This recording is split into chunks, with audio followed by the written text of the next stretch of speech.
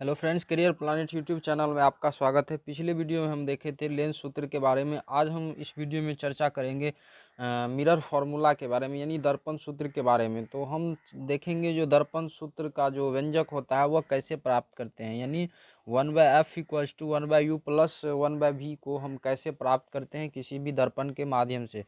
तो सबसे पहले आइए हम इस फिगर को समझते हैं। तो ये हमारा फिगर है।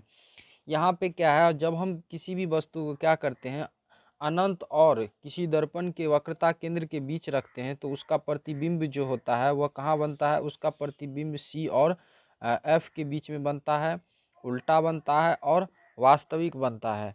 अब हम यहाँ देखते हैं, यहाँ हमारा एफ जो है क्या है, एफ हमारा क्या है, फोकस दूरी है। भी क्या है, हमारा प्रतिबिंब की दूरी है, यानी ध्रुव से क्या है, प्रतिबिंब की दूरी है। यू क्या है, वस्तु की दूरी है ध्रुव से। अब अब हम नेक्स्ट चीज देखते हैं। यहाँ पे क्या हमें दिख रहा है, जो त्रिभुज ए डैश बी डैश सी समरूप है त्रिभुज ए बी सी का। तो चलिए हम फिगर में खोजते हैं जो त्रिभुज ए डैश बी डैश सी और त्रिभुज ए बी सी कहाँ पे है और यह समरूप क्यों है। तो सबसे पहले हम आते हैं, इस फिगर को समझते हैं।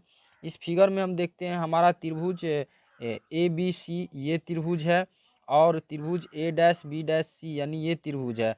अब क्या है कि यह दोनों त्रिभुज कैसे समरूप होता है, इस चीज़ को हम समझते हैं। तो सबसे पहले हम देखते हैं जो इसका ये कोण और इसका ये कोण क्या है, दोनों आपस में बराबर है, क्योंकि यह दोनों क्या है, शीर्षाभिमुख कोण है। अब हम देखते हैं जो इसका ये वाला एंगल, इसका ये एंगल और इसका ये एंगल दोनों क्या है, 90 डिग्री का है। तो यह दोनों क्या होगा, एक दूसरे के बराबर होगा।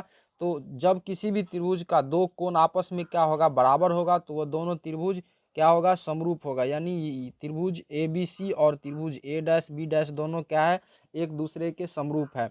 और जब यह एक दूसरे के समरूप होगा तो इसके कोणों के संगत भुजाएं का अनुपात जो क्या होगा, वह क्या होगा, समानुपाती होगा। यानी यहाँ भुजा ए बी, यानी यहाँ भुजा A dash B dash upon A B और B dash C upon B C हो जाएगा। ठीक है।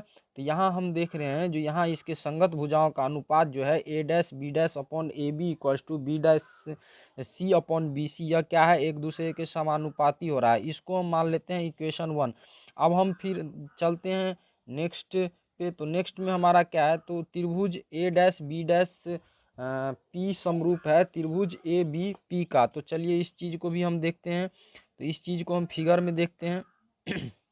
तो फिगर में जो हमारा है वह क्या है, A dash B dash P, यानी ये वाला त्रिभुज और ये वाला त्रिभुज जो है यह क्या है, एक दूसरे के समरूप है। तो इसको हम देखते हैं यह समरूप कैसे है।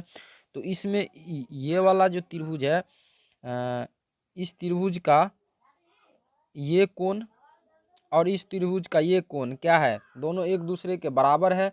और इसका एक एंगल जो ये एंगल जो बन रहा है, ये एंगल ये क्या है, 90 डिग्री का, और ये एंगल क्या है, 90 डिग्री का। इसीलिए यह दोनों त्रिभुज ए बी पी और त्रिभुज ए डैश बी डैश पी, यानी ये त्रिभुज और ये त्रिभुज क्या होगा, एक दूसरे के समरूप होगा। और जब यह एक दूसरे के समरूप होगा तो इसके संगत भुजाओं का अनुपात जो है सो वह भी क्या होगा, बराबर होगा। यानी A dash B dash upon A B equals to P B dash upon P B हो जाएगा। यानी इसको मान लेंगे हम इक्वेशन 2। अब जब हम इक्वेशन 1 और इक्वेशन 2 को इक्वेट करते हैं तो हमें क्या प्राप्त होता है, तब हमें प्राप्त होता है B dash C upon B C equals to P B dash upon P B. तो यहाँ हम बी डैश सी को P C minus P B लिख रहे हैं और बी सी को यहाँ P B minus P C लिख रहे हैं। तो इस चीज़ को हम समझते हैं। देखिए फिगर के माध्यम से जो इसको हम कैसे लिखते हैं। तो सबसे पहले हम यहाँ देख रहे हैं, यहाँ हमारा क्या है, बी डैश सी, यानी ये वाला भाग। तो इसको हम क्या करेंगे, जब इस यानी पीबी में से क्या कर पीसी में से क्या करेंगे, पीबी डैश को हटा लेंगे, यानी इसको क्या करेंगे, निकाल लेंगे। तो हमें क्या प्राप्त हो जाएगा, बी डैश सी प्राप्त हो जाएगा। उसी सेम तरह उसी तरह हम क्या करेंगे, बीसी को निकालने के लिए हम क्या करेंगे, पीबी यानी ये वाला भुजा में से क्या करेंगे, पीसी को हटा लेंगे। पीसी को क्या करेंगे, हटा लेंगे, यानी इसको हटा लेंगे। तो हमें क्या प्राप्त हो जाएगा, बीसी प्राप्त हो जाएगा।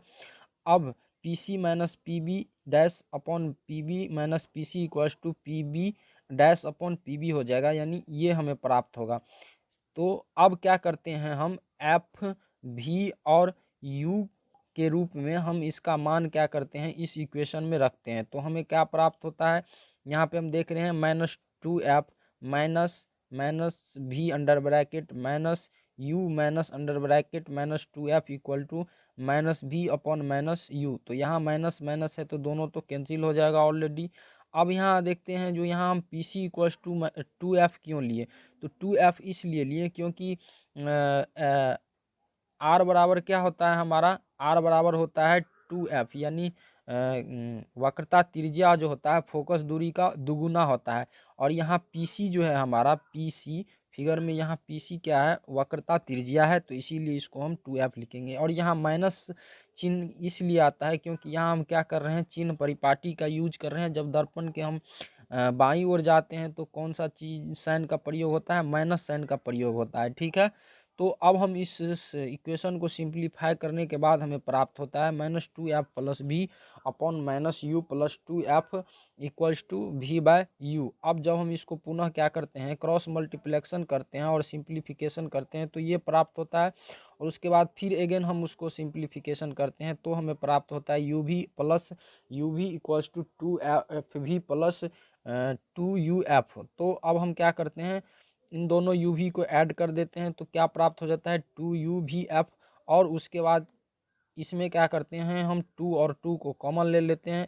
तो 2 कॉमन आने के बाद क्या हो जाता है 2 इंटू एफ भी प्लस uf। अब हम क्या करते हैं, इस 2 और इस 2 को क्या करते हैं, कैंसिल करते हैं। तो अब उसके बाद जो हमारा नया सिंप्लीफिकेशन आता है, नया सिंप्लीफिकेशन आता है uv अपॉन एफ भी प्लस uf। अब हम क्या करते हैं, इन दोनों में इसको इसको और इसको सबको क्या करते हैं, यानी बराबर के दोनों ओर, यानी इस ओर भी और इस ओर भी क्या करते हैं, हम यू भी एफ से डिवाइड करते हैं। यू भी एफ से डिवाइड करने के बाद क्या होता है, यहाँ पे हमारा यू भी कैंसिल हो जाता है, एफ और एफ कैंसिल हो जाता है, भी और भी कैंसिल हो जाता है, यू और यू कैंसिल हो जाता है, और एफ कैंसिल हो जाता है। और हमें प्राप्त होता है 1/f equals to 1/u plus 1/v। तो यही हमारा क्या है, दर्पण सूत्र का व्यंजक है अवतल दर्पण के माध्यम से। अब हम नेक्स्ट टॉपिक में चलते हैं। नेक्स्ट टॉपिक हमारा है जो उत्तल दर्पण के माध्यम से दर्पण सूत्र का व्यंजक कैसे प्राप्त करते हैं। तो चलिए इस चीज़ को भी हम समझते हैं। इस चीज़ को भी समझने के लिए हमें सबसे पहले क्या करना होगा, इस फिगर को समझना होगा। इस फिगर को चलिए हम देखते हैं। इस फिगर में हम क्या करते हैं, जब हम उत्तल दर्पण के उत्तल दर्पण के बाईं ओर किसी भी वस्तु को क्या करते हैं, हम रखते हैं तो क्या होता है, इसका जो प्रतिबिंब बनता है इसके दाईं ओर कहाँ बनता है, ध्रुव और मुख्य फोकस के बीच बनता है। और यह इसका जो प्रतिबिंब जो होता है वह क्या होता है, छोटा होता है और सीधा होता है। अब हम यहाँ देखते हैं यू क्या, यहाँ पे हम देख रहे हैं जो ये हमारा जो है ये क्या है, ये है हमारा भी। अब भी जो है सो क्या है, प्रतिबिंब की दूरी है ध्रुव से, एफ क्या है, फोकस दूरी है, और यू क्या है, वस्तु की दूरी है ध्रुव से, यानी कहाँ से, पी से। अब हम इस चीज़ को समझते हैं, जो इसमें त्रिभुज A-B-C समरूप त्रिभुज ABC कैसे है और यह त्रिभुज कहाँ है इस फिगर में। तो सबसे पहले हम फिगर को देखते हैं। यहाँ पे हमारा A-B-C यानी कौन सा त्रिभुज, ये वाला त्रिभुज, ये जो त्रिभुज है हमारा कौन सा है, A-B-C। और यहाँ पे हम देख रहे हैं ये वाला जो त्रिभुज है, ये छोटा सा जो त्रिभुज दिख रहा है यह कौन है, A-B-C यानी ये त्रिभुज। तो यहाँ पे ये वाला त्रिभुज और ये वाला त्रिभुज यानी त्रिभुज A-B-C समरूप है त्रिभुज ABC का। तो वो कैसे है, तो सबसे पहले हम यहाँ देखते हैं जो इनका जो ये एंगल है, ये वाला जो एंगल है ये क्या है, दोनों त्रिभुज में क्या है, कॉमन है। दोनों त्रिभुज में कॉमन है तो क्या होगा, दोनों एक दूसरे के बराबर होगा। अब हम देखते हैं जो यहाँ पे इसका जो एक एंगल है 90 डिग्री का है, और यहाँ पे भी इस त्रिभुज का जो एंगल दिख रहा है हमें, इस त्रिभुज का भी जो एंगल दिख रहा है हमें वह भी क्या दिख रहा है, यहाँ पे 90 डिग्री का दिख रहा है। यानी ये कोण जो भी क्या है 90 डिग्री का। तो दोनों क्या है, बराबर है एक दूसरे के, 90 डिग्री का एंगल है। अब जब इन दोनों त्रिभुज का जो कोण, दो कोण जो है आपस में बराबर है, तो यह दोनों त्रिभुज आपस में क्या होगा, समरूप होगा।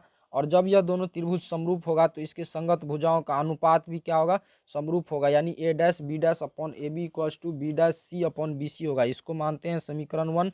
अब हम चलते हैं त्रिभुज ए डैश बी डैश पी समरूप त्रिभुज ए बी पी का कैसे है। तो सबसे पहले हम देखते हैं इस फिगर में जो ए डैश बी डैश पी त्रिभुज किधर है।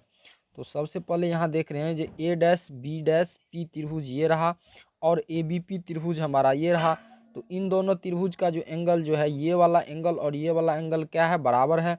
और इसका एक कोण 90 डिग्री का और इस त्रिभुज का भी एक कोण 90 डिग्री का है। तो इसीलिए यह दोनों त्रिभुज जो होगा, ये वाला त्रिभुज और यह वाला त्रिभुज समरूप होगा। और जब यह दोनों त्रिभुज समरूप होगा तो इसके संगत भुजाओं का अनुपात जो होगा वह भी क्या होगा, एक दूसरे के बराबर होगा, यानी A dash B dash upon A B equals to B dash P upon B P. तो इसको मानते हैं हम इक्वेशन 2। जब हम इक्वेशन 1 और इक्वेशन 2 को क्या करते हैं, इक्वेट करते हैं, इक्वेशन 1 और इक्वेशन 2 को क्या करते हैं, इक्वेट करते हैं, यानी इसमें जो ये हमारा इक्वेशन है और ये हमारा इक्वेशन है, इसको इक्वेट करने के बाद हमें प्राप्त होता है इसको इक्वेट करने के बाद हमें प्राप्त होता है B dash C upon B C equals to B dash P upon B P. फिर हम इसको जब सिंप्लीफाई करते हैं, यानी बी डैश सी और बी सी को सिंप्लीफाई करते हैं, तो हमें प्राप्त होता है P C minus P B dash upon P B plus P C. अब यह देखते हैं जो यह कैसे प्राप्त होता है। तो यहाँ बी डैश सी हमारा ये वाला भुजा है, तो इसको हम क्या करते हैं, पी सी यानी इस पूरे में से हम क्या कर सकते हैं, पी बी डैश को माइनस कर देते हैं। और अब हम देखते हैं जो बी सी हमारा कौन सा है, बी सी हमारा ये वाला है पूरा भुजा। अब हम क्या करते हैं, इसमें ये बी पी और पी सी को क्या करते हैं, ऐड कर देते हैं, तो हमें ये प्राप्त हो जाता है। तो अब हम एफ और वी और यू का उपयोग करके हम इसमें क्या करते हैं, इसका मान रखते हैं। तो इसका सबका मान रखने के बाद हमें 2f minus V upon minus U plus 2f equals to V minus U प्राप्त होता है। और जब हम इसको क्या करते हैं, क्रॉस मल्टीप्लेक्शन करते हैं, कोणात्मक गुना करते हैं, तो हमें ये वाला इक्वेशन प्राप्त होता है।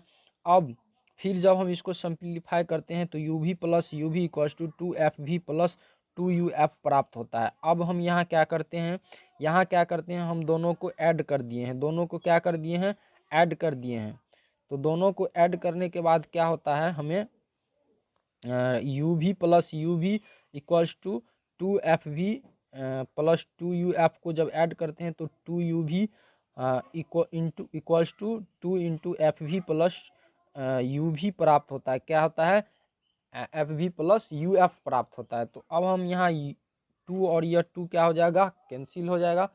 अब नया जो समीकरण हमें प्राप्त होता है वह क्या होता है, U V upon U V equals to F V plus U F, यानी ये वाला समीकरण प्राप्त होता है। अब हम इन समीकरण में क्या करते हैं, यू वी एफ और यू वी एफ से दोनों तरफ क्या करते हैं, डिवाइड करते हैं। तो डिवाइड करने के बाद यहाँ यू वी कैंसिल हो जाता है, यहाँ एफ कैंसिल हो जाता है, यहाँ भी और भी कैंसिल हो जाता है, यहाँ एफ और एफ कैंसिल हो जाएगा, और यहाँ यू और यू कैंसिल हो जाएगा। यानी कैसे होगा, तो यह देखते हैं सही तरीके से, यानी यहाँ यू भी और यू भी कैंसिल हो जाएगा, एफ भी और एफ भी कैंसिल हो जाएगा, और यहाँ पे यू एफ और यू एफ कैंसिल हो जाएगा, और हमें प्राप्त होगा 1/f equals to 1/u plus 1/v।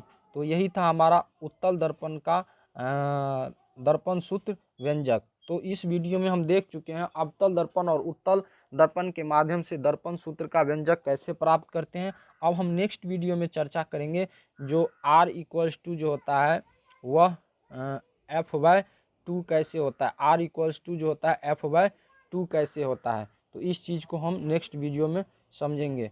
धन्यवाद।